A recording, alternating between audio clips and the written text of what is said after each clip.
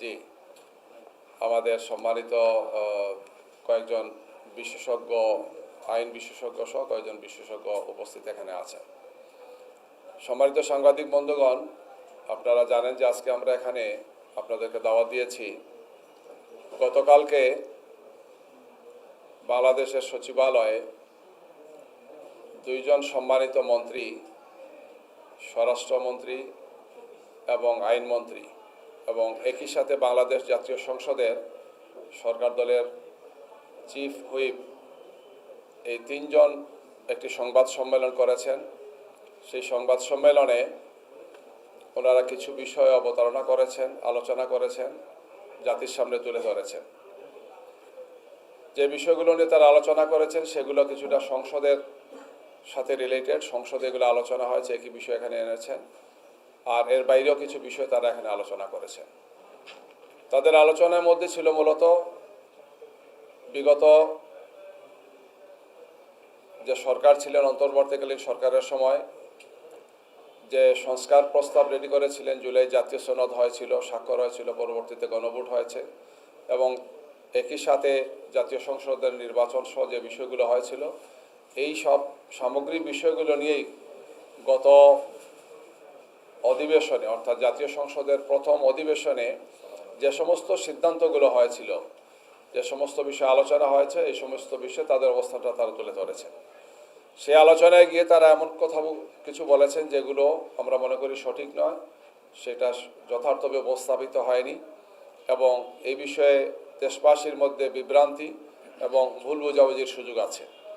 আমরা বিরোধী দলের পক্ষ থেকে, জনগণের পক্ষ থেকে আমরা মনে করছি যে গতকালকের এই দুইজন সম্মানিত মন্ত্রী এবং চিফ হুইপের যে বক্তব্য, এর আইনগত ব্যাখ্যা সহ দালিলিক কিছু বিষয় আপনাদের সামনে, আপনাদের মাধ্যমে জাতির সামনে উপস্থাপিত হওয়া উচিত। তো আজকে আমরা এই কারণেই এখানে উপস্থিত হয়েছি। আপনাদের সামনে আমাদের সম্মানিত বিশেষজ্ঞরা এই কথাগুলো বলবেন।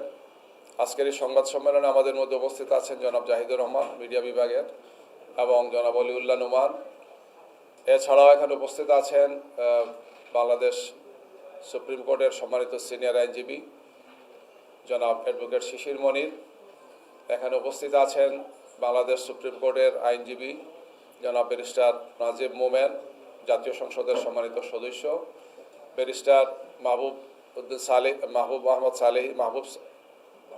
মাহবুবুল আলম সালেহি, জাতীয় সংসদের সম্মানিত সদস্য, এবং জনাব কামাল হুসাইন, ঢাকা 4 আসন থেকে নির্বাচিত, 5 আসন থেকে নির্বাচিত জাতীয় সংসদের সম্মানিত সদস্য, যিনি ঢাকা মহানগর দক্ষিণের সহকারী সেক্রেটারি সহ আমাদের নেতৃবৃন্দ এখানে আছেন। তো কয়েকটি বিষয় আমাদের যেহেতু উপস্থাপিত হবে, এর মধ্যে আইনি বেশ কিছু বিষয় আছে যেটি আমাদের সিনিয়র আইনজীবী অ্যাডভোকেট শিশির মনির বলবেন। আর জাতীয় সংসদে যে সমস্ত বিষয় আলোচনা হয়েছে সে বিষয়ে একটা ব্রিফিং করবেন বা প্রশ্নের উত্তরগুলো তিনি দেবেন ব্যারিস্টার মোমেন, নাজিবুর রহমান মোমেন এমপি, এই দুইজন সহ ওনারা বাকিরাও কথা বলবেন। যে সমস্ত প্রশ্নগুলো যদি থাকে আপনাদের পক্ষ থেকে, তাহলে এর উত্তরও সংশ্লিষ্ট যারা আছেন তারা আপনাদের সামনে উপস্থাপন করবেন। তা আমি এ পর্যায়ে প্রথমেই কথা বলছেন বাংলাদেশ জাতীয় সংসদের সম্মানিত সদস্য এবং বাংলাদেশ হাইকোর্ট সুপ্রিম কোর্টের সম্মানিত আইনজীবী জনাব ব্যারিস্টার নাজিবুর রহমান মোমেন।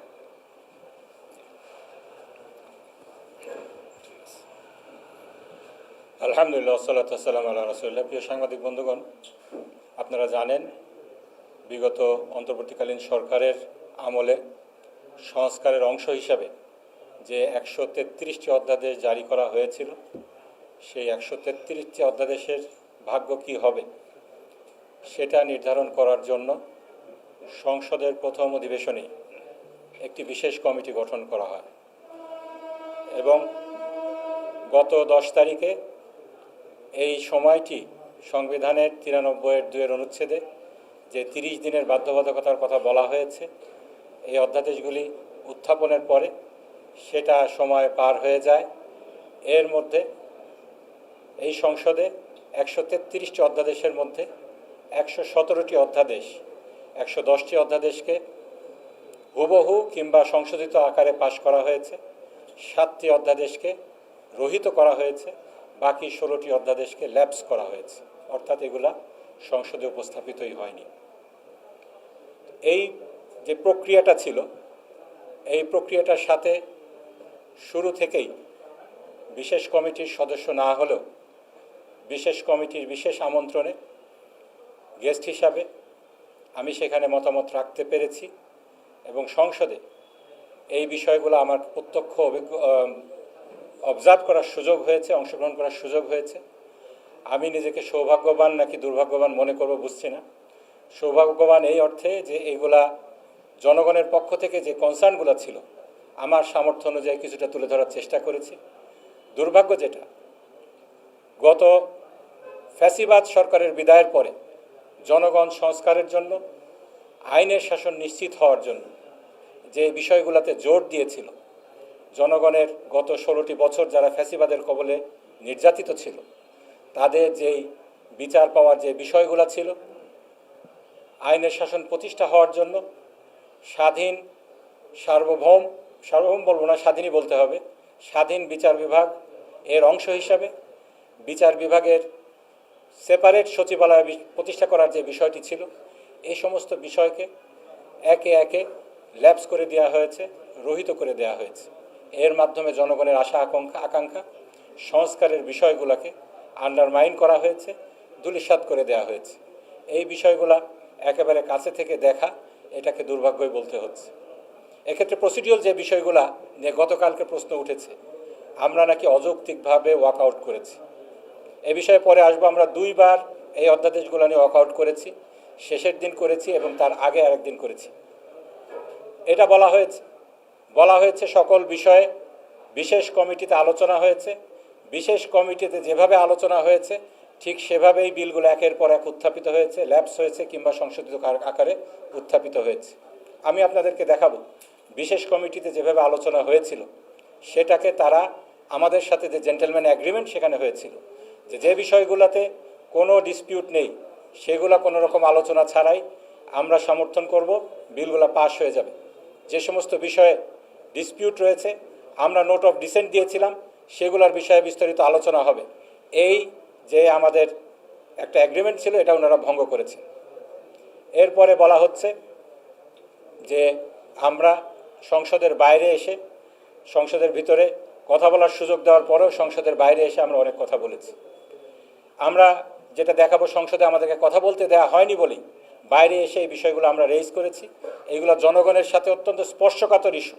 এই ইস্যুগুলোর সাথে যারা জড়িত আছেন তাদের মধ্যে অনেকে আছেন যারা সংসদ সদস্য গুম হয়ে গিয়েছেন। এই গুম হওয়াদের একজন ব্যারিস্টার মীর আহমেদ বিন কাসেম এটা পয়েন্ট অফ অর্ডারে তুলে ধরেছেন, আবেগময় ভাষায় বক্তৃতা রেখেছেন, কিন্তু তারপরে এই বিষয়গুলোকে সেভাবে আমলও নেওয়া হয়নি। প্রথমে যে বিষয়টা তারা বলার চেষ্টা করছেন যে আমরা যেখানে এই বিষয়গুলো প্রথমে সূত্রপাত হয়েছিল বিশেষ কমিটিতে, সকল বিষয় বিস্তারিত আলোচনা হয়েছে এবং সেখানকার সিদ্ধান্ত অনুযায়ী পরবর্তীতে সংসদে বিল আকারে একের পর এক অধ্যাদেশগুলো এসেছে এবং সেই অনুযায়ী তারা এগুলোর ব্যাপারে ডিসিশন নিয়েছে। এক্ষেত্রে একটা জিনিস বলে রাখি, এই বিশেষ কমিটির ওনারা রিপোর্ট বের করেছেন, কিন্তু এই রিপোর্টে আমরা দেখছি না যেখানে এই বিশেষ কমিটির বৈঠকে শুধু আমরা নয়, সরকার দলীয় কিছু সংসদ সদস্য ডিসেন্ট দিয়েছিলেন, নোট অফ ডিসেন্ট দিয়েছিলেন, বিশেষ করে হিউম্যান রাইটস কমিশনের বিষয়ে এবং মানবাধিকার যে কমিশন অধ্যাদেশটা আছে সেটার বিষয়ে, এবং এই হাইকোর্টের যে সুপ্রিম কোর্টের যে সচিবালয় আছে সেটার ব্যাপারে আমরা দেখেছিলাম কিছু কিছু সরকার দলীয় সদস্য তারা অত্যন্ত শক্তভাবে, জোরালোভাবে তাদের কথাগুলো বলেছে, কিন্তু এখানে তাদের সকল বিষয়গুলোকে এড়িয়ে যাওয়া হয়েছে। এই নোটে, এই রিপোর্টে সেগুলোকে ইনকর্পোরেট করা হয়নি। এর মাধ্যমে আমরা মনে করি সংসদ সদস্য যারা এটার বিষয়ে নোট অফ ডিসেন্ট দিয়েছিলেন তাদেরকে হয়তো জোর করে নোট অফ ডিসেন্ট করানো হয়েছে। এটাও মানবাধিকার এবং গণতন্ত্রের যে সুস্থ চর্চা আমরা চাচ্ছি, 70 অনুচ্ছেদ তারা বলছেন কয়েকটি বিষয় ছাড়া 70 অনুচ্ছেদের অন্য বিষয়গুলোকে উঠিয়ে দিবেন, এটার খেলাপ। তাদের যেই নির্বাচনী ইশতেহার আছে সেখানে কিন্তু পরিষ্কার বলেছেন সংসদ সদস্যদেরকে ফ্রিলি কথা বলতে দিবেন, সেটার খেলাপ। অথবা এই সত্যের অপলাপ করে এই রিপোর্টে তাদের বক্তব্যগুলোকে অন্তর্ভুক্ত করা হয়নি। এই রিপোর্টে বলা হয়েছে 98টি বিল, এই বিলগুলোকে যেভাবে হুবহু আছে সেভাবে অধ্যাদেশগুলো আছে সেগুলোকে ওনারা পাশ করবেন। এক্ষেত্রে আমাদের 5টা বিষয়ে নোট অফ ডিসেন্ট ছিল। এই 5টা বিষয়ে 4টি হলো আপনার স্থানীয় সরকার যেই বিলগুলো রয়েছে, যেখানে স্থানীয় সরকারের যে প্রশাসনগুলো রয়েছে সেখানে অনির্বাচিত মেয়র, অনির্বাচিত উপজেলা চেয়ারম্যান, ইউনিয়ন পরিষদের চেয়ারম্যান এবং এই স্থানীয় সরকারের যে অন্যান্য পদগুলো আছে সেখানে তাদেরকে বসানোর ক্ষেত্রে, প্রশাসক বসানোর ক্ষেত্রে, এক্ষেত্রে আমাদের বক্তব্য পরিষ্কার ছিল। আপনারা সংবিধানের দোহাই বারবার দিচ্ছেন, সেক্ষেত্রে সংবিধানের 59 অনুচ্ছেদকে লঙ্ঘন করে এবং 93 অনুচ্ছেদে পরিষ্কার বলা হয়েছে সংবিধানের বিপরীত কোনো যদি অধ্যাদেশ আসে সেই অধ্যাদেশ জারি করার ক্ষমতা রাষ্ট্রপতির থাকবে না। রাষ্ট্রপতির এখতিয়ার নিয়ে রাষ্ট্রপতি কি পারেন তাকে দিয়ে পারানো হয়েছে। এ বিষয়ে মাননীয় স্বরাষ্ট্রমন্ত্রী অনেক কথা বলেছিলেন। সেইগুলা সত্ত্বেও তারা কিভাবে দ্বিচারিতা করে, সংবিধানকে ডিফাই করে, সংবিধানের 2টি অনুচ্ছেদকে ডিফাই করে তারা এই অধ্যাদেশগুলোকে আইন হিসেবে জারি করলেন, এই বিষয়ে আমরা প্রশ্ন তুলেছি। এবং আমাদের যে প্রথম ওয়াকআউটটা ছিল সেই ওয়াকআউটের মূল বিষয়বস্তু ছিল এই অধ্যাদেশগুলো পাশ করা। আমরা সেখানে বলেছিলাম পরিষ্কারভাবে এগুলো সংবিধান বিরোধী। এক্ষেত্রে সংবিধানকে লঙ্ঘন করে জাতির যে আশা আকাঙ্ক্ষা যে প্রত্যেকটা স্তরে নির্বাচিত প্রতিনিধি থাকবে স্থানীয় সরকারের, সেই আশা আকাঙ্ক্ষাকে পদদলিত করে আপনারা এই অধ্যাদেশটিকে আইনে রূপান্তর করছেন। এটার আমরা অংশীদার হতে চাই না, দায় নিতে চাই না। বিরোধী দলীয় নেতা এই কথা বলে সেদিন সংসদ থেকে ওয়াকআউট করেছিলেন। সাংবাদিক বন্ধুগণ, আপনাদের মাধ্যমে জাতির কাছে প্রশ্ন, এটা কি খুব অযৌক্তিক ছিল? দ্বিতীয় যেই পর্যায়টা যেটা আলোচনা করতে চাই সেটা হলো সংসদে কিভাবে আলাপ আলোচনা হবে সে বিষয়েও একটি এগ্রিমেন্ট হয়েছিল। কার্য উপদেষ্টা কমিটির যে মিটিং হয়েছিল সেখানে সম্মানিত বিরোধী দলের নেতা ছিলেন, সম্মানিত সংসদীয় দলের নেতা ছিলেন, স্পিকারের নেতৃত্বে সেই বৈঠকটি হয়েছিল। আমরা আইনজীবী হিসাবে পরামর্শ দিয়েছিলাম সংবিধানের 93 অনুচ্ছেদ অনুযায়ী যে বিষয়গুলো ল্যাপস করা হবে সেই বিষয়গুলো সরকার দলীয় মন্ত্রী তারা এই বিষয়গুলোকে সংসদে উত্থাপিত নাও করতে পারেন, এই অপশনটা রয়েছে। তার পরিপ্রেক্ষিতে মাননীয় স্পিকারের কাছে সম্মানিত বিরোধী দলীয় নেতা এই বিষয়টি উত্থাপন করেছিলেন। আমাদের নোট অফ ডিসেন্ট এমন অনেকগুলো বিষয়ে দেওয়া হয়েছে যেইগুলোকে ল্যাপস করার কথা বলা হচ্ছে। আমাদের দাবি এই সকল বিষয়গুলো আপনারা ল্যাপস করেন, আপনারা সংখ্যাগরিষ্ঠ আপনাদের আছে, ব্রুট মেজরিটি আছে, আপনাদের সংখ্যাগরিষ্ঠতার জন্য আপনারা যা ইচ্ছা তাই করতে পারেন, কিন্তু আমাদেরকে অ্যাটলিস্ট জনগণের যে কথাগুলো আছে, আমাদের যে নোট অফ ডিসেন্ট আছে এইগুলো তুলে ধরার সুযোগ দিবেন। সেই পরিপ্রেক্ষিতে মাননীয় স্পিকার জনাব আমাদের সংসদীয় দলের নেতাকে আশ্বস্ত করেছিলেন দরকার হলে রাত 12টা পর্যন্ত সংসদ চালানো হবে, তারপরে প্রত্যেকটা বিষয় নিয়ে আলোচনা করা হবে। এরপরে যখন আলোচনা শুরু হলো, এখানে সংবিধানের কার্যপ্রণালী বিধি যেটা রয়েছে সংসদ চালানোর, তার 2টা ধারা রয়েছে, 77 এবং 78।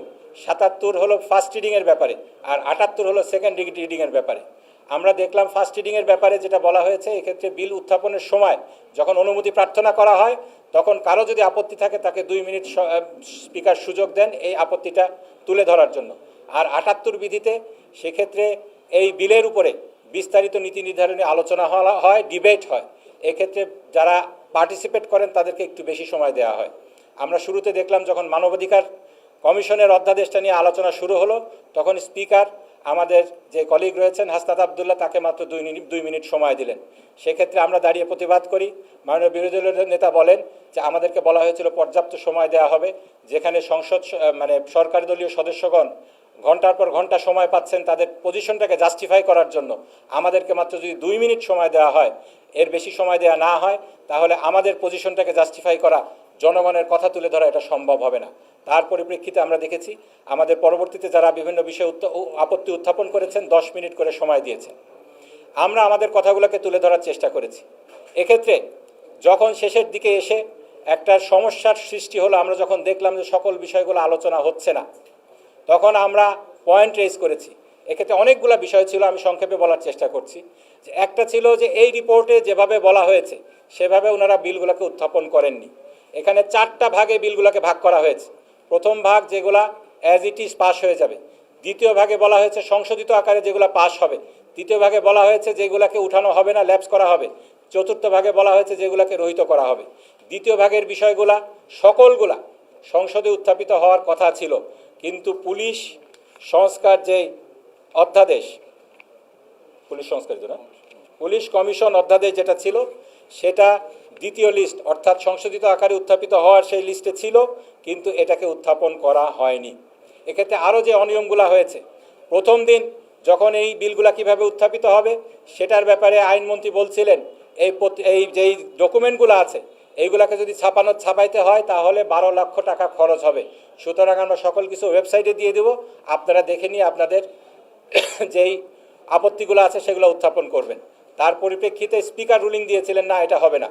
আমাদের বিরোধী দলীয় নেতাও এটার ব্যাপারে প্রতিবাদ করেছিলেন যে আগের বিলে কি ছিল, অধ্যাদেশে কি ছিল, আর নতুন বিলে কি আছে তার একটা তুলনামূলক যেই টেবিল সেটা আমাদের সামনে থাকতে হবে, তা না হলে আমাদের মতামত দেওয়া খুবই দুরূহ হয়ে যাবে। এটার ব্যাপারে যে এই কার্যপ্রণালী বিধিতে নিয়ম উল্লেখ আছে যে 3 দিন আগে সকল কিছু দিতে হবে, কাগজপত্র দিতে হবে, কিন্তু স্পিকার চাইলে এই ডিলেটা কন্ডন করতে পারেন। স্পিকার যেহেতু আমাদের সময় কম ছিল, সময়ের ব্যাপারে একটা কথা আমি শুধু বলবো, আমাদের সংসদ নির্বাচন হয়েছে 12ই ফেব্রুয়ারি, 17 তারিখে আমরা শপথ নিয়েছি। এরপরে 1 মাস ডিলে করে 12ই মার্চে আমাদের সংসদ অধিবেশন আহ্বান করা হয়েছে। এরপরে যেহেতু ঈদ ছিল, ঈদের কারণে আমরা আর একটা দিন 15 তারিখে সংসদে বসতে পেরেছি। এরপরে দীর্ঘ একটি বিরতির পরে ঈদের পরে 29 তারিখে আমরা যখন সংসদ শুরু করি, আমাদের সামনে সময় খুবই কম ছিল এই 133টি বিলকে আইন হিসাবে পরিণত করার জন্য। আমি এটাকে মনে করব এখন সকল কর্মকাণ্ড দেখে আমাদের কাছে যেটা মনে হচ্ছে এইটা সরকারের একটা ইচ্ছাকৃত ডিলে ট্যাকটিক্স ছিল, যাতে করে শেষ দিকে এসে এই সমস্ত বিষয়ে আর বেশি আলোচনা না হয়। সম্মানিত সাংবাদিক বন্ধুগণ, যেটা বলছিলাম, এক্ষেত্রে স্পিকার বলেছিলেন যে কাগজপত্র আপনারা 3 দিন আগে না দেন, কিন্তু 1 দিন আগে আপনাদেরকে দিতে হবে, টেবিল আকারে দিতে হবে, কিন্তু আমাদেরকে 1 দিন আগেও দেওয়া হয় নাই। কিছু কিছু বিল, যে বিলগুলা সেগুলার ব্যাপারে অনেক লুকাচাপা সরকারি দল করেছে। আমাদের বিল পাস করার 1 ঘন্টা আগে, 10 মিনিট আগে, 15 মিনিট আগে এভাবে করে দিয়েছে। একটা বড় বিল যে ব্যাংক রেজুলেশন অধ্যাদেশ, যেটা এটার ব্যাপারে প্রথমে কথা ছিল, আমার কাছে নোট আছে, সেখানে সরকারি দল বলেছিল বিশেষ কমিটিতে যে এই বিলের অধ্যাদেশের 86 এবং 88 অনুচ্ছেদ যেটা রয়েছে, সেখানে 86 অনুচ্ছেদে অপরাধের কথা বলা হয়েছে, 88 অনুচ্ছেদে শাস্তির কথা বলা হয়েছে। এই বিষয়গুলোকে যেহেতু সুন্দরভাবে ডিফাইন করা হয়নি, এই বিধিটাকে, এই অধ্যাদেশটাকে ল্যাপস করা হবে। পরবর্তীতে আমরা দেখলাম এই রিপোর্টে এটা ল্যাপসের জায়গায় না রেখে সংশোধিত আকারে উত্থাপিত হবে বলে রাখা হয়েছে। তার পরবর্তীতে আমরা কি দেখলাম, এই বিলটা যখন উত্থাপিত হবে তার 10 মিনিট আগে আমাদের কাছে পুরা বিলের কপি দেওয়া হলো। প্রায় 78টা বেশি অনুচ্ছেদ এই বিলে রয়েছে। এক্ষেত্রে আমরা দেখলাম এটাকে সংশোধন করা হচ্ছে না, পুরাপুরি আগের অধ্যাদেশটাকে রহিত করে নতুন বিল আকারে এখানে আনা হয়েছে। এবং 18 কতে, এটা আমাদের মাননীয় যিনি আছেন সুপ্রিম কোর্টের সিনিয়র আইনজীবী আছেন শিশির মোহাম্মদ মনির, উনি বিস্তারিত বলবেন। 18 কতে যে ব্যাংক ডাকাতদের কথা আমরা শুনেছি, যারা হাজার হাজার কোটি টাকা লুটপাট করে নিয়ে গিয়েছে, তাদেরকে আবার সব টাকা পরিশোধ না করে শুধু অঙ্গীকার একটা দিয়ে এই ব্যাংকগুলোর কর্তৃত্ব ফিরে পাওয়ার সুযোগ রাখা হয়েছে। এই যে লুকোচুরি করা হলো, এই বিষয়ে মাননীয় বিরোধী দলীয় নেতা বলেছিলেন, মাননীয় খুব ঠাট্টা করেই বলেছিলেন যে সরকার দলীয় সদস্যগণ হয়তো খুব দ্রুত পড়তে পারেন, তারা অর্থনীতির ভালো ছাত্র, 2 মিনিটের মধ্যেই এত বড় একটা বিল তারা পড়ে হা কি না দিতে হবে এটা বলে দিতে পারেন, কিন্তু আমরা যেহেতু খারাপ ছাত্র, 2 মিনিটের মধ্যে আমাদের এটা পড়া সম্ভব না, এটা হা বলবো কি না বলবো বুঝতে পারছি না, সেজন্য আমরা চুপ করে আছি। এই ধরনের অনিয়ম এখানে হয়েছে। এবং শেষ দিনে যেটা হয়েছে, আমাদের চূড়ান্ত যে ওয়াকআউটটা আমরা করলাম, সেখানে কি হলো? সেখানে যেটা হলো, আমাদেরকে একটা বিল সামনে দেওয়া হলো যেই বিষয়ে সর্বদলীয় ঐক্যমত্য হয়েছিল, যেটা অ্যাজ ইট ইজ পাস হয়ে যাবে। জুলাই যে জাদুঘরের বিষয়টা, সেই বিষয়ে যে অধ্যাদেশটি বিল আকারে আসবে, সরকার বিলটা উপস্থাপন করলেন এবং এই বিলের কাগজপত্র আমাদেরকে খুব আধা ঘন্টা আগে দেওয়া হয়েছে। এরপরে আমরা দেখলাম সরকার দলীয় একজন সংসদ সদস্য এটা সংশোধনের প্রস্তাব আনলেন এবং এই প্রস্তাবে যেটা বলা হলো যে এই জাদুঘরের পরিচালক থাকবেন মন্ত্রী কিংবা প্রতিমন্ত্রী এবং অন্যান্য যারা আছেন তাদেরকে, যারা পরিচালক থাকবেন তাদেরকে অপসারণ করার একচ্ছত্র ক্ষমতা এই সরকারের হাতে থাকবে। এই দুইটা বিষয়ে প্রথমত তারা আলোচনা করতে পারতেন, আমাদের সাথে আলোচনা করেননি। আমাদেরকে নোট অফ ডিসেন্ট দেওয়ার সুযোগ দিতে পারতেন, সেটা তারা দেননি। এবং আমাদেরকে প্রকারান্তরে তারা অ্যাম্বুশ করেছেন, পিছন থেকে এসে অতর্কিতভাবে আমাদেরকে এই বিষয়ে সারপ্রাইজ করেছেন। তার পরিপ্রেক্ষিতে আমরা আপত্তি উত্থাপন করেছি। এক্ষেত্রে আমাদের মাননীয় বিরোধী দলীয় হুইপ যিনি আছেন জনাব নাহিদ এ ব্যাপারে বিস্তারিত বলেছেন। আমাদের কথার কর্ণপাত না করে যে বিরোধী সরকার দলীয় সদস্য এই সংশোধনীটা এনেছেন, 3-4 জন মন্ত্রী এটার জাস্টিফিকেশন দিয়ে বুঝাই গিয়েছে এই বিষয়ে তারা আগে থেকে আলাপ আলোচনা করে এনে বলছেন, কিন্তু তারপরেও তারা বলছেন এই বিষয়টা হঠাৎ করে এসেছে আমরা জানি না। হঠাৎ করে এসে থাকলে হঠাৎ করে আপনারা কীভাবে সবাই একমত হয়ে গেলেন? 3-4 জন মন্ত্রীর কাছে হঠাৎ করে মনে হলো এটা খুব যুক্তিপূর্ণ সংশোধনী আনা হয়েছে, এটা তো হতে পারে না। আপনারা এটাকে পাশ করালে এই পাশ করানোর পরিপ্রেক্ষিতে আমরা চূড়ান্তভাবে ওয়াকআউট করি। আমাদের এর মধ্যে আমরা বুঝে গিয়েছিলাম যে আমাদের কোনো কথাই শোনা হবে না, আমাদের কোনো কথাই বলতে দেওয়া হবে না, এবং বিরোধী দলের নেতা সেখানে পরিষ্কারভাবে বলেছিলেন আজকে 91টা বিল আপনারা পাশ করলেন, যে এই বিলগুলোকে ল্যাপস করছেন সেই ব্যাপারে আপনি মাননীয় স্পিকার কথা দিয়েছিলেন রাত 12টা পর্যন্ত হলেও আলোচনা সংসদ চালু রেখে আলোচনা করা হবে। আলোচনাটা কেন করলেন না? এই আলোচনা বিষয়টা কোথায় চলে গেল যে বিষয়ে আমাদের ঐক্যমত্য হয়েছিল? তার পরিপ্রেক্ষিতে আইনমন্ত্রী যেটা বললেন যে পরবর্তীতে বিল আকারে এগুলো উত্থাপন করা হবে, যেটার সময় আমাদেরকে আলোচনার সুযোগ দেওয়া হবে। যেহেতু তারা এই বিলগুলো পাশ করার সময় কিংবা ল্যাপস করার সময় তাদের দেয়া কথাগুলোকে তারা ভায়োলেট করেছে, সেজন্য আমরা প্রতিবাদ স্বরূপ আমরা ওয়াকআউট করেছি, আমাদের কথাগুলোকে পরবর্তীতে সাংবাদিক সম্মেলনের মাধ্যমে বলার চেষ্টা করেছি। প্রিয় সাংবাদিক বন্ধুগণ, আমি আর বেশি সময় নিব না, আমাদের সময় চলে আসছে। জনাব শিশির মনির এই বিষয়ে অনেক কিছু বলবেন, আইনগত যে বিষয়গুলো আছে বলবেন। আমি শুধু একটা কথাই বলতে চাই, বিএনপির কিন্তু একটা হিস্ট্রি আছে। সব সময় আমরা গত 16 বছর দেখে এসেছি, তারা সব সময় বলতেন ঈদের পরে আন্দোলন হবে, কিন্তু সেই ঈদ কিন্তু কখনোই আসেনি। এখন যে বিলগুলোর ব্যাপারে তারা আন্তর্জাতিকভাবে চাপের মুখে পড়েছে, সেই মানবাধিকার কমিশন বিল, তারপরে গুম কমিশনের বিল, এরপরে সেই স্বাধীন সচিবালয়ের বিচার বিভাগের সচিবালয়ের বিল, তারা বলছেন অধিকতর সংশোধন করে তারা স্টেক হোল্ডারদের সাথে আলোচনা করে আনবেন, কিন্তু এটা কবে আনবেন? এটা কি আবার সেই ঈদের পরের আন্দোলনের মতো 16 বছর আমাদেরকে অপেক্ষা করতে হবে কিনা? এটাই জাতির সামনে প্রশ্ন।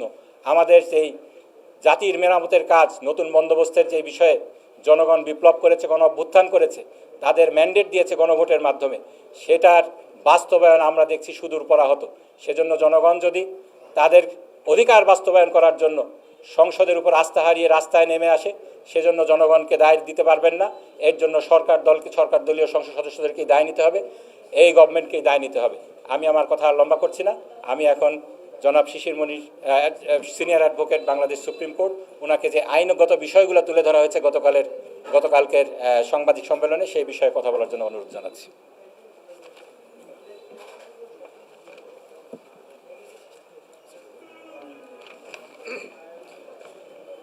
আসসালামু আলাইকুম। আমি একেবারে শুধু টু দি পয়েন্ট জবাব দিচ্ছি। ওনারা বলেছেন গতকালকে স্বরাষ্ট্রমন্ত্রী এবং আইনমন্ত্রী বলেছেন গুম এবং মানবাধিকার কমিশনের আইনকে তারা কেন গ্রহণ করতে পারেন নাই।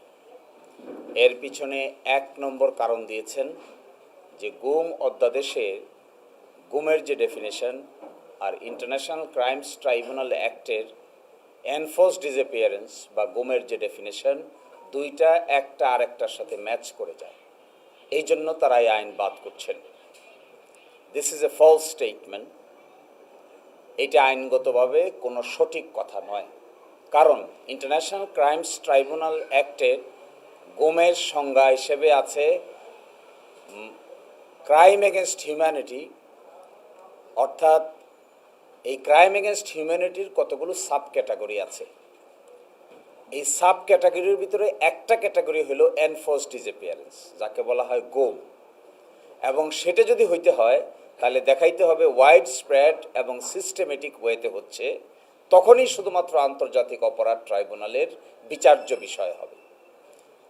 আর একটা সিঙ্গেল গুম, একজনকে বাড়ি থেকে তুলে নেওয়া হলো, তাকে 7 দিন পাওয়া যায় নাই, তারপরে আদালতে উপস্থাপন করা হলো, এই গুম কখনোই আন্তর্জাতিক অপরাধ ট্রাইব্যুনালের বিচার্য বিষয় নয়। এখন এসে তারা যে বাদ দিয়ে দিয়েছেন, আজকে দেখবেন মানবাধিকার কমিশনের সকল কমিশনাররা পদত্যাগ করেছেন, করে তারা একটা খোলা চিঠি লিখেছেন। এই খোলা চিঠির মধ্যে তারা দেখিয়েছেন যে এই ধরনের অসত্য তথ্য উপস্থাপন করে আইনটাকে ল্যাপস করে দেওয়া হয়েছে। এবং এই যে স্টেটমেন্টটা তারা দিয়েছেন, it's a very interesting statement. আপনারা, এই হলো তাদের খোলা চিঠি। মানবাধিকার কমিশনারদের পক্ষ থেকে সম্মিলিত খোলা চিঠি। সেখানে তারা কি বলছেন, স্পষ্ট করে তারা বলেছেন যে 28 ধারায়, গুম অধ্যাদেশের 28 ধারায় এর পদ্ধতিগত বিচারের বিষয়টা বলা আছে। কিন্তু এখানে এসে তারা বলছেন যে কেন আমরা এটা বাদ করলাম, যে আন্তর্জাতিক অপরাধ ট্রাইব্যুনালের আইন আর গুম কমিশনের আইন দুইটার মধ্যে ম্যাচিং হয়ে যায়। তারা জবাব দিয়ে বলছেন no, it is not true, it is not correct. সুতরাং মাননীয় আইনমন্ত্রী এবং হোম মিনিস্টার যে ব্যাখ্যা দিয়েছেন এটি কোনোভাবেই গ্রহণযোগ্য নয়। হ্যাঁ, এবং সেকেন্ড কথাটা খুবই ইম্পর্টেন্ট, এখানে ওনারা বলছেন যে মানবাধিকার কমিশনের তদন্তের ব্যাপারে প্রশ্ন তুলেছেন। মাননীয় আইনমন্ত্রী প্রশ্ন তুলেছেন যে 30 দিনের ভিতরে প্রতিবেদন দিতে হবে, কিন্তু কি জরিমানা হবে, কি কম্পেনসেশন হবে, এই ব্যাপারে আইনে কিছু বলা নাই। অথচ মানবাধিকার কমিশনের আইনের 28 ধারায়, 16 ধারায়, 16 1 এবং 4 স্পষ্ট করে টাইম লিমিট বলে দেওয়া হয়েছে। 30 দিনের ভিতরে যদি তদন্ত শেষ করতে না পারেন তাহলে কি হবে, তদন্ত শেষ করলে কি হবে, এবং আদালতগুলো যে জরিমানা দিবেন সেই জরিমানাটা আদায় করার পদ্ধতি কি হবে। তারা বলছেন এই আইন তারা বাতিল করছেন কারণ এই মর্মে কিছুই বলা নাই। আমার মনে হয় বাতিল করতে হবে, তো এই জন্য নানান কারণ দাঁড় করাচ্ছেন। আসলে এই ধরনের কোনো কথা এই আইনগুলোর মধ্যে নাই। This is wrong statement.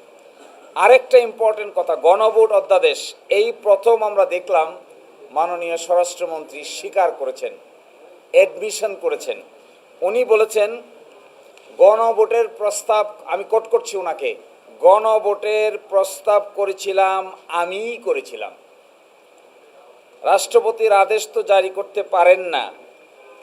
পরে আমার রাজনৈতিক বক্তব্যটা, উনি ওনার রাজনৈতিক বক্তব্য দিচ্ছেন, গণভোট অধ্যাদেশের অনুমূলে গণভোট অনুষ্ঠিত হয়েছে, গণভোটের বৈধতা প্রশ্ন সেটা যখন আমরা এই সরকারের মানে ইন্টারিম গভর্নমেন্টের সমস্ত বিষয়কে বৈধতা দিব তখন সংবিধানের চতুর্থ তফসিলে একসাথে সকলগুলোকে বৈধতা দিব।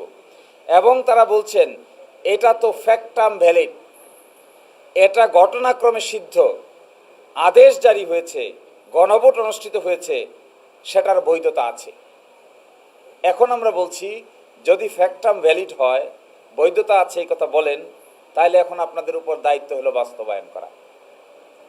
যদি বৈধ বলেন এক পক্ষে আর বাস্তবায়ন না করেন, তাহলে একটা বৈধ আইন বাস্তবায়িত না হলে তার দায় দায়িত্ব আপনাদের গাড়িই থাকবে। গতকালকে ইন্টারপ্রিটেশন শুনে আমরা কিছুটা সারপ্রাইজ হয়েছি। ফ্যাক্টাম ভ্যালিড যদিও কনস্টিটিউশনাল আইনের সাবজেক্ট ম্যাটার না, এটা হলো পারিবারিক ক্ষেত্রেই বেশি ব্যবহৃত হয়। ফ্যাক্টাম ভ্যালিড মানে একটা ঘটনা ঘটে গিয়েছে, আসলে ঘটনার সময় এটা বৈধ ছিল না, কিন্তু যেহেতু ঘটে গেছে এই জন্য বৈধ।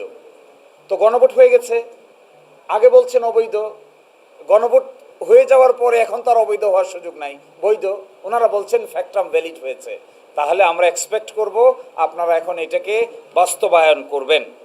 এরপরে দেখবেন 28 জন বিচারকদের সকজ নোটিশ করা হয়েছে, এই মর্মে একজন সাংবাদিক প্রশ্ন করেছিল।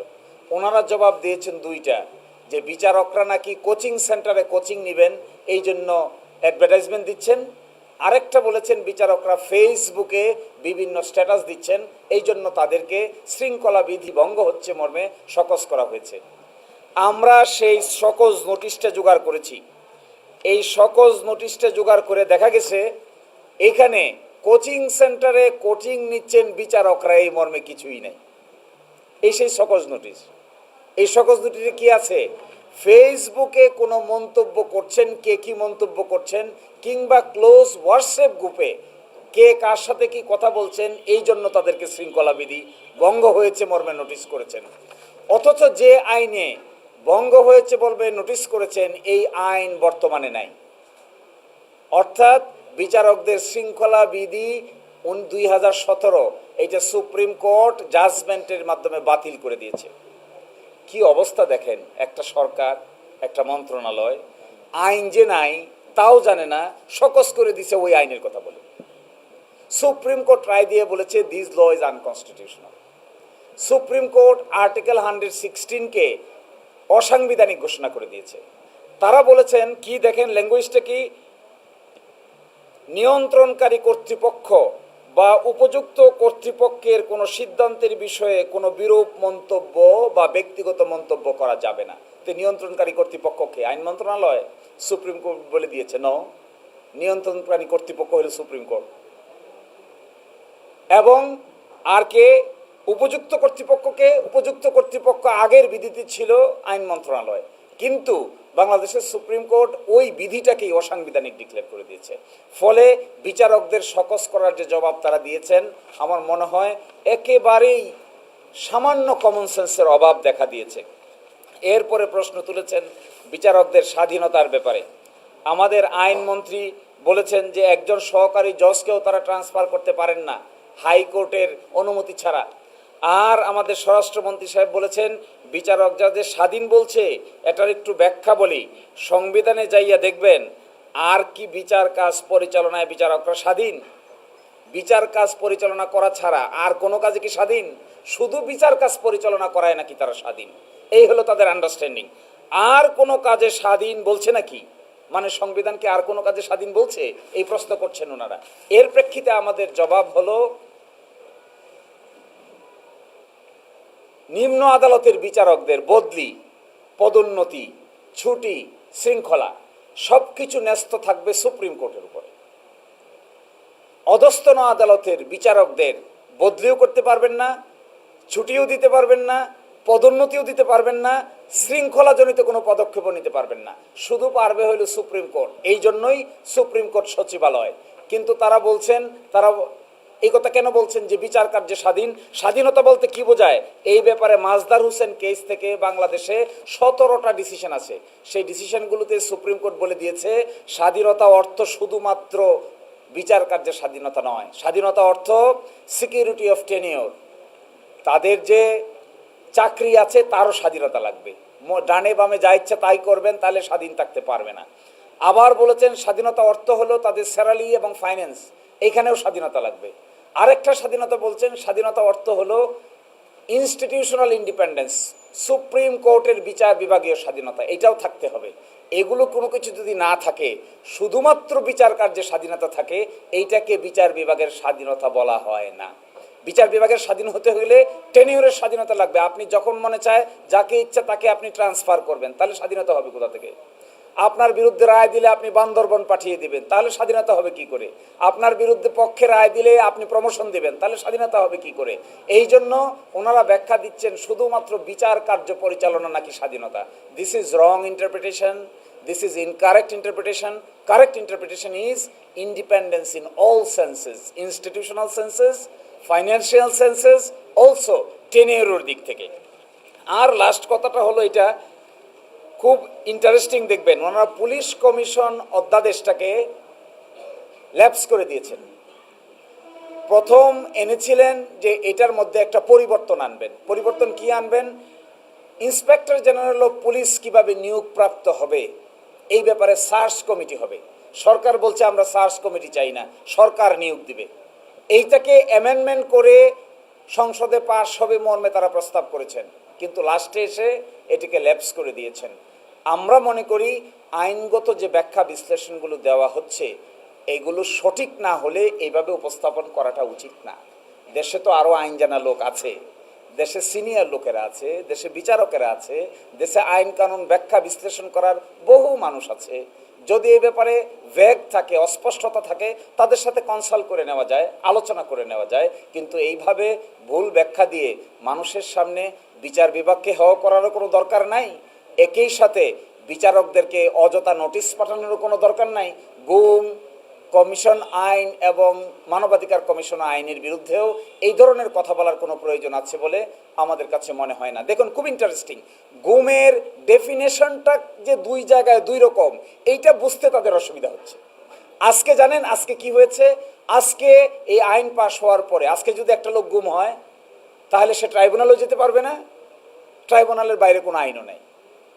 আজকে একজন লোককে গুম করে নিয়ে যাওয়া হোক, যাবে কোথায়? কার কাছে বিচার দিবে? আপনি পুলিশের কাছে যাবেন, পুলিশ বলবে আমাদের তদন্ত করার আইন নেই। মানবাধিকার কমিশনের কাছে যাইতে পারবেন না। ওইদিকে ট্রাইব্যুনালের কাছে যাবেন, ট্রাইব্যুনাল বলবে এটা ওয়াইড স্প্রেড সিস্টেমেটিক না, এই জন্য আমার জুরিসডিকশনের মধ্যে পড়ে না। এর মানে কি? একটা গুম করা লোকের ভাগ্যে গুম থাকাটাকে আমরা উন্মুক্ত করে দিলাম। This is very bad approach. সবাইকে অসংখ্য ধন্যবাদ। কারো কোনো প্রশ্ন আছে? ও, জি জি জি জি বলেন বলেন।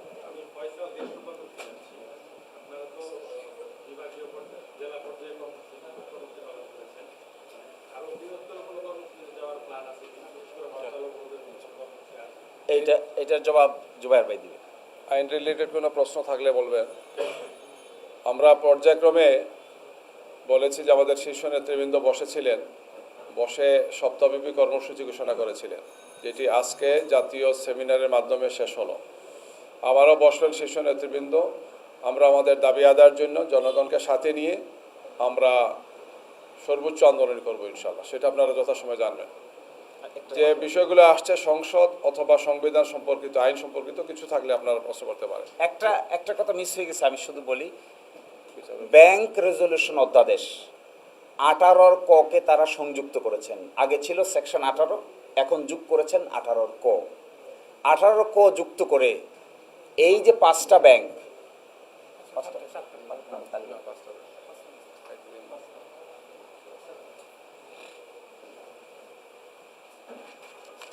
এই যে 5টা ব্যাংক, এই 5টা ব্যাংকে ইন্টারিম গভর্নমেন্ট এই আইনের মাধ্যমে একীভূত করেছিলেন, করে একটা ইউনাইটেড ব্যাংকিং সিস্টেম ডেভেলপ করেছিলেন, ইসলামী ব্যাংক। এইখানে এসে union bank, Exim bank, union bank, social ইসলামী ব্যাংক, গ্লোবাল ইসলামী ব্যাংক, ফার্স্ট সিকিউরিটি ব্যাংক, ইসলামী ব্যাংক এবং এক্সিম ব্যাংক, এই 5টা ব্যাংকে একসাথে করেছিলেন। এখন 18 কতে এসে বলা হলো যে এইদের যারা অরিজিনাল মালিক ছিলেন অথবা অন্য কোনো ব্যক্তি যদি বাংলাদেশ ব্যাংকের কাছে মনে হয় সাফিসিয়েন্ট মনে হয়, সন্তুষ্ট হয়, তাহলে তাদের আগের বিষয়াদি তাদেরকে ফিরিয়ে দিতে পারবে। আচ্ছা বলেন তো দেখি, যারা ব্যাংক লুট করে নিল, সব আমানতকারীর টাকা পয়সা নিয়ে গেল, নতুন আইনে তার শাস্তি ছিল, কিভাবে তার শাস্তি হবে, কিভাবে তা রিকভার করা হবে, এই পুরোটাকে এখান থেকে আউট করে দিয়ে ব্যাংক ডাকাতদের কাছেই আবার ব্যাংকে ফিরিয়ে দেওয়া হচ্ছে। যারা ব্যাংকটাকে একেবারে শূন্য করে ফেললো, এক ইসলামী ব্যাংক থেকেই 70,000 কোটি টাকা যারা সরালো। আপনারা জানেন 24টা বিকল্প কোম্পানি তৈরি করে ইসলামী ব্যাংক থেকে লোন নেওয়া হয়েছে। এই মামলাটা দেখলেই আপনারা দেখতে পাবেন, মানি লন্ডারিং কেস হয়েছে। 24টা বিকল্প কোম্পানি তৈরি করেছে। তদন্ত থেকে দেখা গেছে যে এই কোম্পানিগুলো বাস্তবে এক্সিস্ট করে না। এমনও কোম্পানির এমডি চেয়ারম্যান আছেন যারা কোনো একটা বিল্ডিংয়ের সিকিউরিটির দায়িত্ব পালন করেন। আমি এক কোম্পানিকে খুঁজে পেয়েছি, বনানীতে একটা সিকিউরিটির দায়িত্ব পালন করেন একজন সিকিউরিটি চিফ, আরেকজন হলেন দরজার সামনে বসে থাকেন, তিনি হলেন এমডি, আর সিকিউরিটি চিফ তিনি হলেন এটার চেয়ারম্যান। লোনের পরিমাণ হলো 500 কোটি টাকা। এইভাবে 24টা গঠন করেছেন। 24টা গঠন করে 24 জায়গা থেকে 2%-এর বেশি শেয়ার নিয়ে এসে তারা বোর্ডে লোক বসিয়েছেন। বোর্ডে লোক বসিয়ে তারা 82% শেয়ারের মালিক হয়েছেন। সেই এসালমের হাতে আবার সেই 5টা কোম্পানির শেয়ারকে ফিরিয়ে দেওয়া হচ্ছে। গতকালকে 5টা ব্যাংকের, গতকালকে ইসলামী ব্যাংকে কি হয়েছে এই ব্যাপারে আপনাদের খোঁজ নেওয়া উচিত। আমরা মনে করি এই ব্যাংক রেজলিউশন অধ্যাদেশটা বাতিল করার পিছনে শুধুমাত্র সরকার জড়িত না, এইটার পিছনে বড় ধরনের ফাইন্যান্সিয়াল ট্রানজ্যাকশন জড়িত। আমরা মনে করি এইভাবে ফাইন্যান্সিয়াল ট্রানজ্যাকশন দিয়ে বাংলাদেশের মানি মার্কেটকে আভাবে করায়ত্ত করার সুযোগ বিএনপি সরকারকে করে দেওয়া উচিত নয়। যারা ভুক্তভোগী তাদেরটা তাদের কাছেই ফেরত দেওয়া উচিত, এটা কোনো থাইকোয়ানের কাছে ফেরত দেওয়া উচিত নয়। আর কোনো প্রশ্ন? আর কিছু জিজ্ঞাসা করেন? ধন্যবাদ। জি, আপনাদের সবাইকে ধন্যবাদ। আসসালামু আলাইকুম। জি জি আমাদের আরেকজন এমপি সাহেব আসছেন, ঢাকা 4-এর, ঢাকা মহানগর দক্ষিণের সৈয়দ জয়নাল আবেদিন, তিনি আমাদের মধ্যে এখানে উপস্থিত হয়েছেন। সবাইকে ধন্যবাদ।